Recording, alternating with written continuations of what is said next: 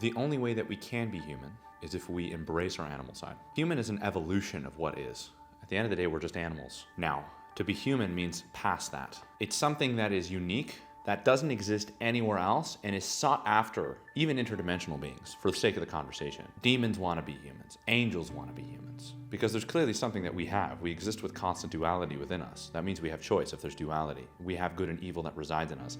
We also have an animalistic side, which is, by the way, what makes your life so enjoyable. I know that there's a lot of, well, no, the spirit's what makes life enjoyable. Sure. In terms of allowing the spirit to not be agitated, it needs to know that there's purpose. If there's no purpose, the spirit is agitated, so your animal will be agitated. But what allows you to feel really connected to life is your relationship with your body, your relationship with your own desires, your relationship with food, sex, the need to move, the need to build. All of those things are connected to your animal. It is the lust for life that everybody has, and it doesn't just come from your spirit, it comes from your animal. And the amount of respect we need to have towards that side of us, because it would be a big lie to say that you're just a human. You're not. You're an animal that's capable of massive capacity. You aren't just your instinct. You're not just your intuition. You're a little bit of both. You're not just a human. You're also an animal. Love them both. They're beautiful. There's no such thing as getting rid of that animal. There's no such thing as getting rid of those powerful emotions. There's no such thing as getting rid of that need for life, that desire for sex, that desire for power. It's about making sense of it and directing it towards something good. Anybody who's killed their internal animal will have lower energy. They will feel fatigued by the smallest of things. Any sort of struggle that happens in their life, they're immediately, throwing out their back. The reality is the animal has resilience, it has hunt, it has instinct, it has power. And I've worked with many clients, and I've noticed that a lot of them are disconnected from their animal side, which means the desire for life. It's to go out and walk. It feels exceptional. It is the most powerful electric feeling that humans can actually experience. And you might notice how people's animal sides are turned off. And you can tell when somebody's animal sides are turned off. It's when they're not asking more from life. And even more so, they actually start telling their emotions no. You want to bring the best out in a man. Give him a challenge. That's Sean Connery. There's something really powerful about that quote. A lot of men are afraid of challenge, especially nowadays. And it's only made weak men. You bring the best out of a man when you give him challenge. Now, animals. Love it. It's called game. We need it. The desire for hunt, the desire for voyeurism, to experience adventure. Think about how much more energy you would have if you didn't have the same day on repeat, a Groundhog's Day. What if you had a little bit of uncertainty of what could happen when you set out on a journey? The only reason to set out on any journey is belief. Not in how the journey is going to go. You. It's the only thing that's incredibly powerful, and even doing so, it actually changes how the journey ends. You're on top. And this time, wiser, stronger, and more capable than you've ever been. Not because you had your animal in a cage. It's because you had your animal out of a cage, directed towards a purpose. Believe me, you're going to need your animal. And if you don't have it, well, women won't respect you. You won't feel that desire for life. And even more so, you won't have any of the energy that is necessary in a world like today. You need all of it.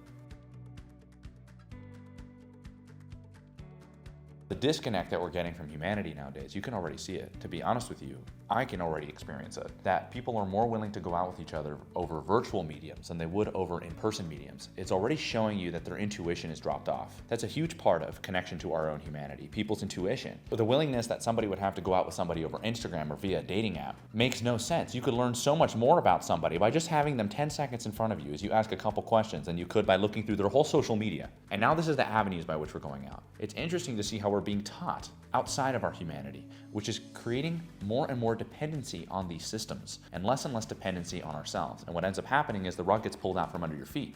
You're nothing. Once you don't have legs, you can't move. And there's a certain point where they cut enough away to where you don't notice, and then you can't walk. Anybody who's born on planet Earth is just going to have to accept that. You're going to have to fight for your humanity. Everything that was born here, you're going to have to fight. Now, the beautiful thing about life is that you're given everything, including a fight. Don't undermine how powerful that is and what that gives you as a man. If you could find something that you want to fight, then you immediately are already having a purpose. You don't need a scientist or a psychologist to tell you this. You are clearly being disconnected from the thing that makes you powerful, your individuality, who you are. If there's one crisis, it's an identity crisis. Because if you knew who you are, you knew what you want to do, and you would go for it. Because your alternative is death. I didn't make that up. That's just part of the rules of life. You go out, you step into it. From that point, well, there's adventure. I think that everybody seeks adventure. I believe that the mystic is the most beautiful thing. It's the unknown. It's like what we were experiencing. You no longer go, where's my this, where's my that? You go, I know it's here. There's a certain point where actually intuitively, two people will come into a conversation and there will be some, what you call an uncomfortable emotion that both of you guys are dealing with in that interaction, which will create a feeling of hypervigilance. Another word for that is flight or fight. So what you have is pretty much this feeling of hypervigilance. Two people come into a conversation and there's this feeling of like, oh my God, I need to get out of it. But there's a reason why you guys are in it. Sometimes it's a really fun thing to do, and I've had this before. Try to incorporate something that will settle you guys down. Somebody needs to take the step and step into that frame. And when I say that, I mean step to the stage. And what it looks like is, you come up to me, I come to you, and there's feeling, maybe some sort of tension, maybe some sexual tension. And a lot of the time what people do is they'll start talking really fast, trying to get the number to then make that their medium of communication. What you're supposed to do is establish what the emotion is, and you guys will get so close. You'll bond like this. So you might even find that very interesting, that maybe two people don't know each other, but knew each other because two friends recommended them together, and they both have heard stories about each other. So opposed to going, yo bro, nice to meet you, man. Establish, I heard something about you. You must be an exceptional person. And then they go, I heard something about you. You must be an exceptional person. And you go bring it in. There's a feeling of familiarity. Now, if you guys didn't establish that you had a feeling of familiarity, then it would be a little uncomfortable and you look for another medium of conversation to discuss that uncomfortable. But when you have the courage necessary to confront the person about the emotion that you're both feeling, what happens is a tighter, stronger bond. And then you don't have to go to your phone texting, yo, it's nice to meet you, bro. Let's get lunch sometimes. And then slowly dwindle it out. I think that a lot of people are just unfamiliar with how much they can actually feel with somebody they just met. It's actually very powerful. First impressions are so powerful. They determine relationship success. That's what you're given for the rest of your relationship. And it doesn't mean that it determines it, but it's such a very big factor. And if you can establish that you feel something with them, regardless of it, maybe you've had ridiculous chemistry with somebody, but if you can talk about that chemistry, it'll make you guys more comfortable. Let's say you're hitting it off with a girl and it's going so well. What do most people do? Just like, yeah, even so well, dinner this week? Why not just go out with her tonight? Establish that, I feel this, let's go, let's keep going. I've done that before. It was a wonderful experience. It was just like I was talking with her and it was like, what are you doing?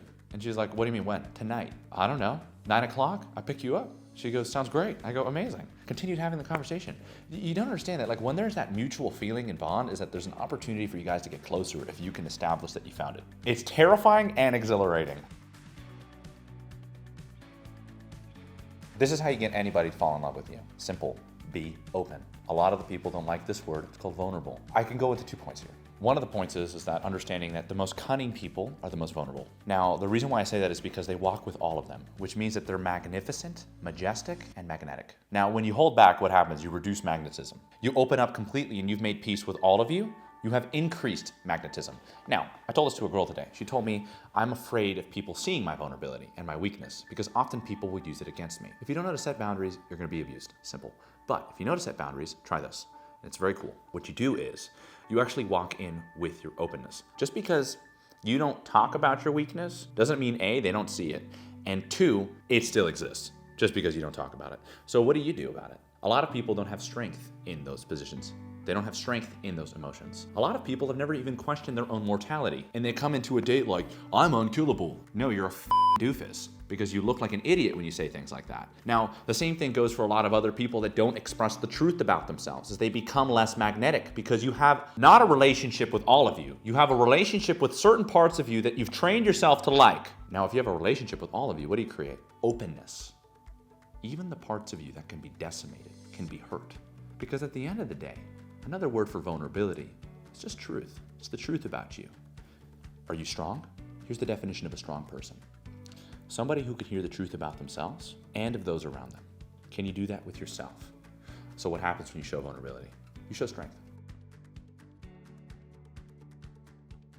This is how you create comfort. And this isn't just the comfort that you think that you're creating because you're looking out in the distance like Ryan Gosling. It's actually through creating a relationship with yourself to where every single emotion you have experienced and felt, and you have reduced every expectation that you have put on yourself and you've let others put on you. What ends up happening is you start to do things from an authentic place. We have instinct. We also have social instinct. And this happens in conversation.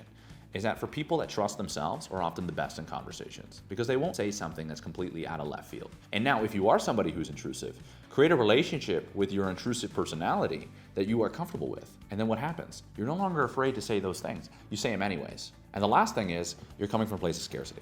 This is the only interaction you will have. This is the only person that you'll sign. This is the only client that you'll get for your business. And what ends up happening is you start to deteriorate your ability to be comfortable, and more people start to feel like you're somebody that's not actually in control of the situation. A truly comfortable person is in control of the situation. A truly comfortable person is in control of himself.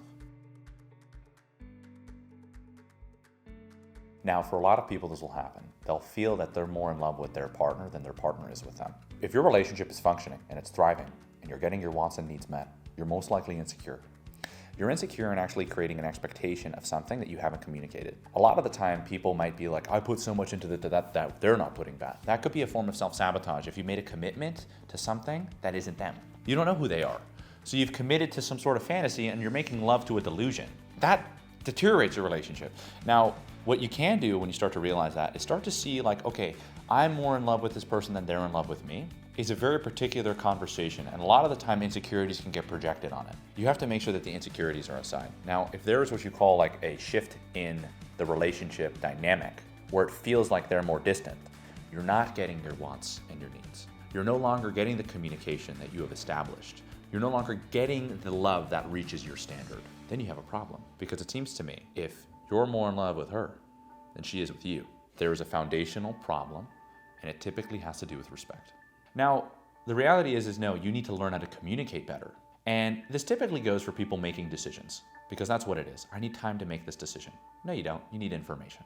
The reality is you need to become somebody who's good at communicating, getting the information that they need, and to see if somebody is reliable. You have to start learning how to make decisions today. That makes you powerful. So you're implying that you lack power in the relationship, which is probably how you get your power, by getting your space back, so that you can reinforce a delusion that this person is right for you. If space is what you need, space is probably why you guys are going to break up. There is what you call a relationship dynamic. If a girl likes a guy more, they usually say it works better. It does for the long run. It does not mean it's a fulfilling relationship. It works better. Just like how a guy can have multiple partners and a girl can't, it works. It does not mean it is fulfilling for the spirit. Typically, when a guy likes a girl more, it's often implying that he's not working towards something bigger, and inherently she goes not a reliable leader out. But when a girl really likes a guy, and he's, I guess you could say, a little less moved by it, he's still a functional leader, provider, protector. So there's nothing to lose. What happens when a guy starts to pedestalize a girl is they start to lose respect for the guy, because the guy is supposed to be working towards his mission and his purpose, something that he's supposed to be contributing to, such as the family, stability, opposed to constantly needing something from somebody. There's no question about it, is that when a girl likes a guy more, it is far more likely to work out in the long run. It does not mean it will be fulfilling. The ideal is you guys love each other as much as possible. You guys aren't counting. That's the best place to be. There's an abundance of love. Who cares? I love you so much, you love me more. It's a who loves who more battle, which is the best place to be. But when a guy starts to pedestalize his woman, immediately she starts to lose respect for him. Because a man needs to be working towards his mission and his purpose, which is where he's fueled with the ability to protect and provide for his partner and the family. Very simple. Most people are not connected to their values. Inherently, men and women meet on what you call core values. Now, when we meet at core values, you have to have the ability to take those values towards a whole upper echelon. You got to grow and expand those values. The values that you meet somebody with at the beginning of your marriage or the beginning of your relationship are not the values you're going to end with. You're actually going to have those core values or those shrubs turned into trees. So you better create an environment that puts no ceiling on those foundations. Now, what's really wild is that there's the masculine, which is active, and the feminine is passive. As in, what is the leading force? The masculine one is, and the women will naturally follow towards that because it is the most strong frame. It's the most authentic towards the masculinity, and you can't shake that out. Now, that's part of the evolution that's necessary for our not only survival, it's the reason why we're both here today, is because men have done so much to guide people to this particular point. And if you're upset about where we are right now, you can point the finger at men. It'll do you a favor and it'll honestly help us get a little bit better too. So it's really interesting is that the reason why it's so necessary that somebody is in that frame and they're connected to their values is it shows that they're strong. Our brains are different. You gotta have something protecting the inside as something protects the outside. Now, once we accept these roles within ourselves as masculine and feminine, you start to thrive. The more resistance you have towards this, it's like resistance to the fact that your heart has to be inside of your chest. It has to, and it has its own ecosystem in there too. But thank God we have a diaphragm to protect it, and muscles and bodies and sinews. It's really just a question of women need to feel safe. If women don't feel safe, they're bonkers. And they will start to adopt either masculine characteristics and will commit to that as their way of thinking because they are better off on their own. Then you have a serious problem. I love it. Everybody has the ability to develop emotional intelligence. If there's the most valuable thing that somebody can learn right now, it's emotional intelligence, the ability to understand how you feel in particular situations. Very simple. Pen and paper, journal. Now, this doesn't just mean aimlessly journal about how your day's been. It means to get an idea of what you are feeling when you are feeling it. What happens when most people wake up when they want to be something? Remember, you have to disconnect yourself from the commitments you've made about how you need to be. It hurts your ability to understand your own signals. So let's say you're this high-end CEO. You're going out there, you're killing the game, you have to be in that bold personality. But one day you wake up and you're not feeling that boldness too much. There's an expression: whatever you resist persists. Now, the same thing goes with emotions. Emotions don't want to take your day up. They just want to be heard. It's like somebody that you love going, hey, did you do the laundry today? You won't have laundry tomorrow. You'll be butt-ass naked. And you go, shut the f*** up, Mom. What's going to happen? It's going to knock on the door a little bit harder next time. And it will bang harder and harder. It persists long enough. Anxiety. Then you have negative emotions too. You got depression. You got a lot of people starting to experience that because they start to deny how they feel about the world. What ends up happening is you start to create people who have no understanding of these dark traits, and it's just a matter of time after they get drunk enough or get hurt enough or they get enough things taken away from them to where they outlash it on other people. Emotional intelligence is so important because it gives you responsibility over your own life and how you feel. You've made commitments to the wrong kind of people. You've made commitments to the wrong kind of expectations of who you need to be, and in doing so, reduced your ability to be who you are. Understand your sphere of emotions. Emotions come in a sphere, and there's so many of them. You are that big sphere. You're not just one emotion. You're not that one little city on a planet. You're the whole planet. Now, for people that can start learning how to develop emotional intelligence, there's just one thing you can do. Start asking yourself those questions when you feel those things with a level of curiosity so that you can understand what you're feeling. I'm feeling anxiety. No, you're not. Label it. Dive in a little bit more. Anxiety is a blanket statement. I'm feeling depressed. No, you're not.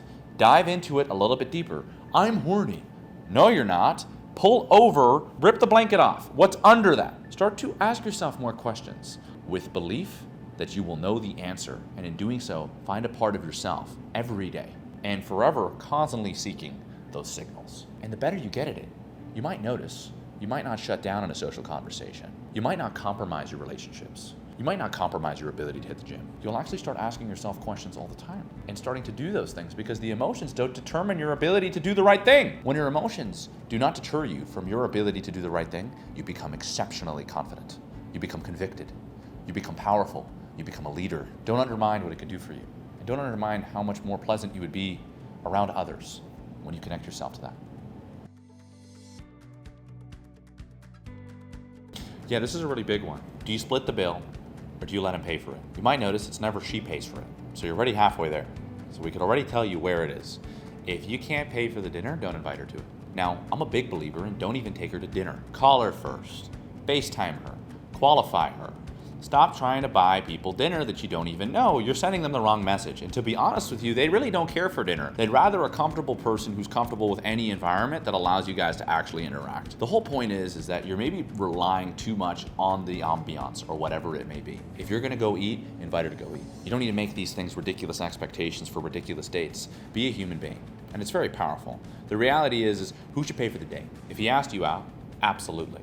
The reality is that are you going to fancy-ass restaurants where you're going to spend $500 by the end of it for two people? Don't go there. What kind of message are you trying to tell her? And what kind of person are you trying to be so that you can impress somebody to be with you? Believe me, it's not a good look. If anything, she doesn't respect you for it because all women have a concept of value. And she knows deep down, what is she thinking? I didn't do shit for this guy and he's spending $500 on this dinner. What else can I make him do? Or even, does he do this all the time? You need to be consistent with the people around you. Depedestalize a lot of the beautiful people that you think are beautiful and start interacting with the people that you really see as beautiful. People that you understand have worked for their character. The whole thing about splitting the date that cracks me up is that it should be very clear about how do you want this relationship to be? How do you want the pace to be? Honey, I'll take care of it. Is that how you want to start the relationship? Pay for the bill. If you want to be like, honey, wipe my ass when I need you to, split the bill. The whole point is that you want to be as consistent in your behavior as possible. You don't want to switch it on somebody right after it's convenient to you. You want to be consistent with who you are. This is how I interact with women. I pay the bill. Why? Because everything in my life and in your life will be financially protected if this continues well. Now, do you take them to a fancy place? No, you don't. And the reason is because you're sending the wrong message. If this is your first date and you're taking them to a fancy place, you are pretty much telling them that it doesn't take much to get that. Let people work to be in a relationship with you. They will respect you more for it. Don't just go ahead and inflate people's egos because the reality is that you're inflating your own.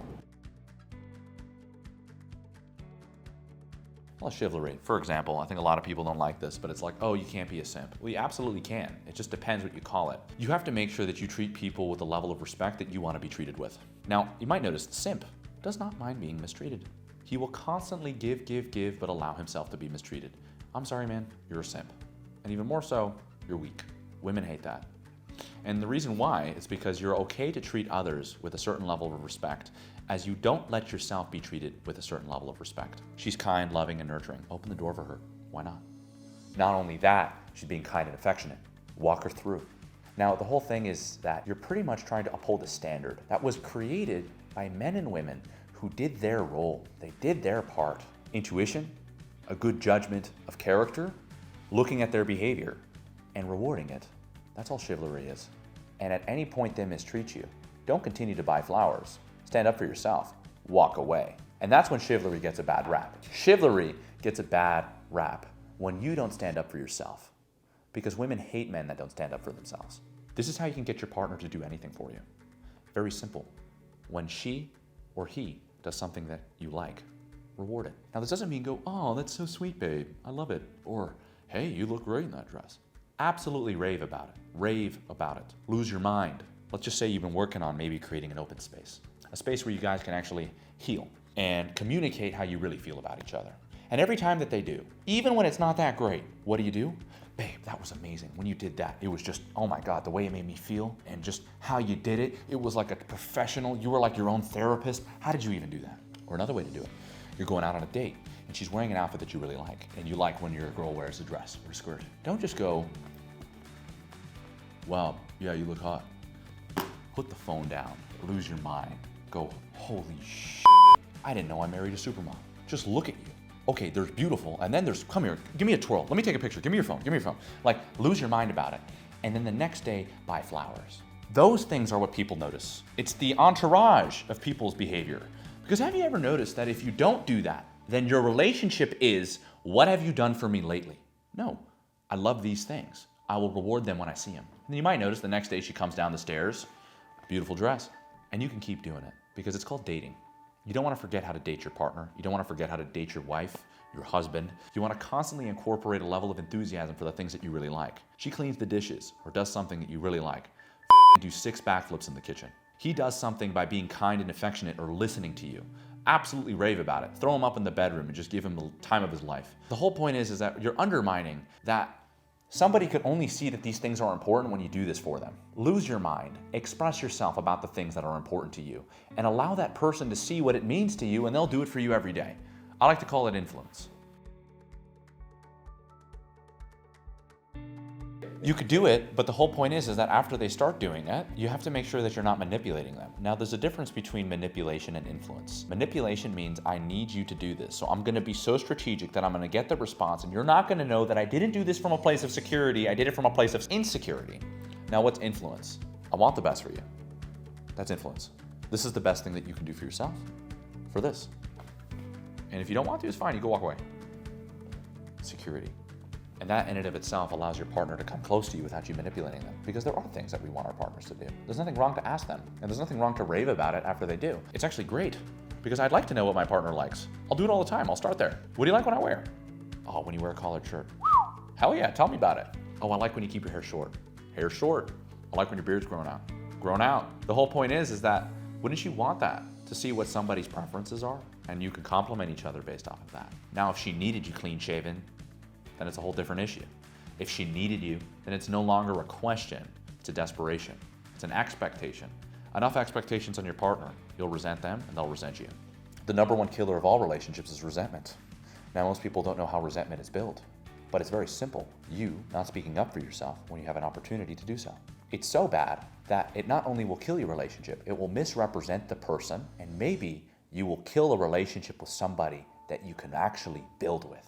That's even worse. That's like killing a loved one. That's part of the team. That's friendly fire, and it's your fault. And that's the worst part. Most people don't know this, that if you don't let yourself become resentful, then that means that what you're really doing is you're standing up for the relationship. You're actually fighting for the relationship. So when somebody is okay to shut up and go, babe, I'm happy if you're happy. You don't look happy, you sound miserable. Now, a person that feels like this is the few battles they get and they're beating their partner, who wants to beat their partner? That's friendly fire. That's your tribe. You want to thrive with your partner. You want to win with your partner. So it's very important that when you have an opportunity to either confront them or bear resentment, confront them every damn time, even if it's World War III, because it's a representation of how much you love them. You will eventually learn how to confront people. It's not a hard thing to do. 3 or 4 interactions, you'll see how somebody likes to be confronted. They'll tell you, I don't like when you're harsh and critical. Please be soft and loving. You can tell me anything. You could tell me I couldn't perform in the bedroom. Just don't do it that way. Be soft, right? Or, hey, when you do it, really try to speak to me. Like, it's bold. I need that, right? And then what happens is you start to create a loving relationship. And even better, you don't allow it to fall apart because of your own inability to speak up for each other. The only thing, and this just goes across the board, the strength of all your relationships is based off of your ability to test them. The best chairs you could jump on, you could take a lot of weight on it too. The best beds you can dive into. But somehow your partner is not something you can do that with, then that's not a healthy relationship. You need to start testing the foundations of yourself and let that manifest in testing the foundations of others around you. What it does is it shows strength in yourself and strength in the people around you. It shows trust. That's essential for all relationship development. A lot of the time people confuse how you ask somebody for something. And they confuse the problem not being what they ask for, but it's really how you ask for what you need. That's the real problem. Take a business, for example. You want people to do things. Learn how to influence them, not go to what you know how to get your answer. If you've created a reality where you've had a hard time confronting your partner, maybe you want to call them being like, hey, I saw your search history, right? Something that's worth confronting your partner about. There are so many people that would do it like this. What were you doing? I saw you watching porn. It's game over. You're dead. You're the enemy now. What you're supposed to do is just, hey, I saw this happen. I would love to talk to you about it. No, don't worry at all. Because you have to respect that confrontation is something, it's a space that needs to be respected. If you can't respect that space, then there's no room for progression because we're human and we are imperfect. Deny, right? Now, for example, you got to be able to help those people make the decisions that they make, right? You got to understand that you're clearly in a position dealing with somebody's serious childhood dramas. Now, a lot of the time, you might see a full-blown adult start denying that they didn't wipe the toilet seat. You know, believe me, it's embarrassing, but at the same time, it's not because we're all humans and we all have it. And if you think you don't have it, then your spouse definitely does. Then you do too, because it's just with something else. So there's a level of acceptance that we need to have for each other as human beings that allows there to be compassion and real love and acceptance. It will challenge you, and that is the whole point. It's supposed to challenge you and evolve you. You will see full-blown adults act like children and somehow survive. But the whole point is actually accepting this to be part of our humanity. It's part of you too. If you're so critical and harsh with others, you're going to be really critical and harsh on yourself when you finally one day slip up. The whole point is that you go quick to judgments on others, you're quick to judgment on yourself. You're quick to compassion, then you'll be quick to compassion.